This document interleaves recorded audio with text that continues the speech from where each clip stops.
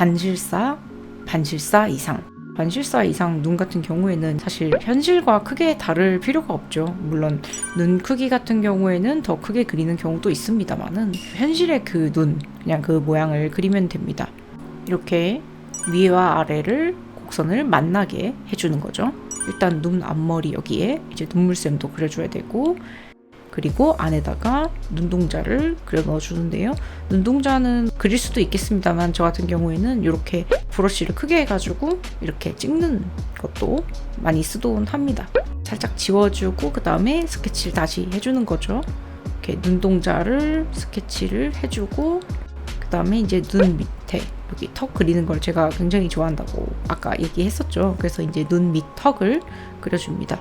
이 눈 위의 턱, 이것까지는 보통 표현을 많이 안 하긴 안 합니다. 저도 자세하게 표현은 안 하고요. 지금은 눈 워낙 크게 그리기 때문에 또 조금 하는 게 좋다는 생각도 듭니다.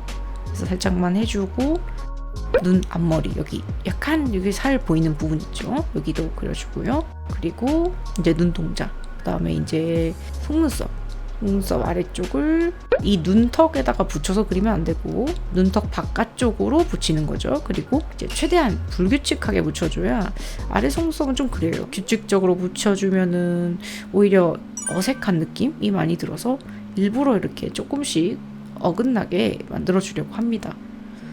자, 그리고 이제 위에 속눈썹을 그리는데요. 속눈썹도 디자인이 있어요. 왜 인조 속눈썹 같은 경우에 막 인터넷 찾아보면 여러 가지 디자인이 있죠. 그 디자인 중에서 이제 본인이 좋아하는 디자인으로 그려주는 게 가장 좋다고 생각해요. 저 같은 경우에는 이제 뒤가 더 길게, 이쪽을 더 길게 그리는 거를 좋아하는 스타일입니다. 그래서 뒤쪽으로 갈수록 더 길게 이렇게 그려주고요. 쌍꺼풀을 이제 그려주는데 쌍꺼풀 같은 경우에는 본인이 좋아하는 형태와 관련이 돼 있고, 저 같은 경우는 이제 지금 이렇게 그리고 있는데 뭐 취향에 따라 맞춰서 그리기도 하고, 그리고 이렇게 살이 접혀 들어간 거기 때문에 이렇게 살이 접혀 들어간 앞머리 표현도 조금 해줬습니다. 그래서 눈썹을 이제 전체적인 음영을 먼저 그려주고요. 그 다음에 이제 지우개로 살짝 지워서 모양을 좀 맞춰주겠습니다.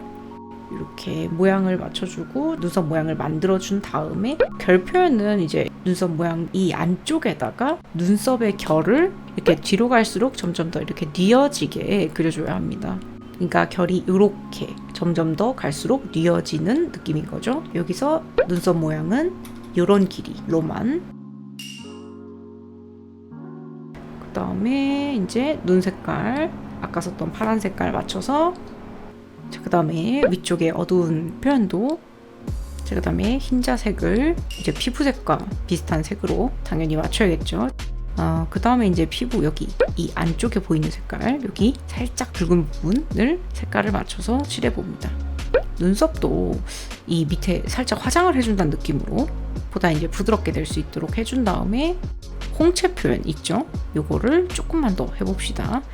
반실사 이상에서는 이제 홍채 표현을 할 수 있습니다. 뭐 엄청나게 그렇게 하기보다는 이런 식으로 이 동공 주변을 돌아가는 이런 결 모양을 내주는 걸로 해볼게요. 동공 주변에 이렇게 모여 들어가게요. 위쪽으로 조금 더 어두운 표현. 여기다가 눈 안쪽에 이제 그림자를 넣어주는 거예요. 눈알이 둥글기 때문에 그림자를 넣어줘야 됩니다. 눈꺼풀 그림자도 이렇게 들어가는 거고요. 그리고 여기 끝에 있는데 스케치를 지워가지고 색깔 조금 더 섞일 수 있도록 만들어 줄게요. 그리고 이제 하이라이트를 모양을 만들어 주는데 이렇게 빛이 번지는 이런 표현을 굉장히 좋아합니다. 하이라이트도 이제 좀 모양을 찾아보면은 내가 좋아하는 모양 발견할 수 있을 겁니다. 그 다음에 여기 앞쪽보다 이제 부드러울 수 있게 좀 더 붉은색으로 바꿔주고요. 눈썹도 마찬가지입니다. 블랙을 쓰는 거를 전 별로 안 좋아한다고 얘기를 했었죠. 화장을 살짝 해준 다음, 요즘 이제 화장법이 이런 식으로 많이 하죠. 이 반실사 이상들은 화장법에 영향을 많이 받아요. 그래서 여기 이렇게 하이라이트를 조금만 더 찍어주고, 그 다음에 눈동자 여기 아까 전에 경계를 너무 치면 안 된다고 했었죠. 그래서 조금만 이제 섞어주겠습니다. 이걸 또 이제 너무 많이 섞으면은 어색해질 수도 있는데, 그러니까 이제 적당히가 중요하겠죠. 저는 이제 여기 이 위쪽에도 조금 더 이렇게 섞일 수 있도록 애교살이라고 하죠. 요거를 좀 표현을 해줘야 돼요. 이렇게요.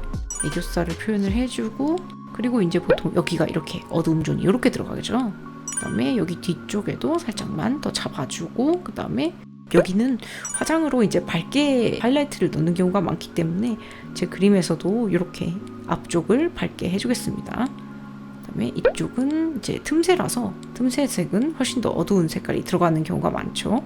틈새 번짐을 아주 짧게만 잡아주시고, 그다음에 눈 밑 애교살의 그림자를 조금만 더 표현을 해봅시다.